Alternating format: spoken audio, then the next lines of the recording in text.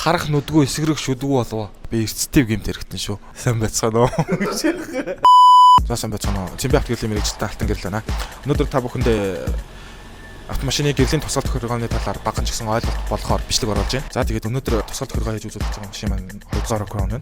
За тэгээд бүгд харцгаая. За энэ машин маань тусгал тохиргоо болохоор одоо энэ дээр харагдаж байна. За тусгал тохиргооны маань хөшлөн дээр гэрлийн тусгал арай доошоо тэгэнгуудаа дотоошоо хомигдсон байралтай байна. Одоо энийг бүгдээрээ тэгшлээ.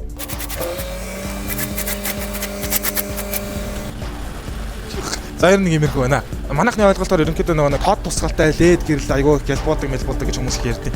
Ерөнхийдөө одоо бүтгэн гэрэлтэй ч гэсэн зүүн талраа илүү өгсөн Япон машинууд одоо ямар ч бүтгэн гэрэлтэй байсан бол гялбуулна. Хичнээн тод гэрэлтэй байсан ч гэсэн зөв тусгалтай байх юм бол гялбуулахгүй. Ерөнхийдөө одоо энийг л ойлгочиход болно гэсэн үг л дээ. За тэгээд ерөнхийдөө одоо өмнө хэлжсэн ч нөгөө Японоос орж иж байгаа машинууд бүгдээрээ нөгөө буруу тусгалтай байдаг. Хэрвээ энэ кромныг харах юм бол тусгал нь бол зөв тусгалтай болгосон манай лед линз хэлсэн кром байгаа. Ийм тод линзтэй тэгээд гялбуулах эрсдэл хамгийн бага. Энэ бол манай Монгол улсын замын стандартад таарсан гэрлэг ерөнхийдөө Цэмбэ авто гэрлээс танилцахаараа. Цэмбэ авто гэрэл 77 40 47 47 баярлалаа.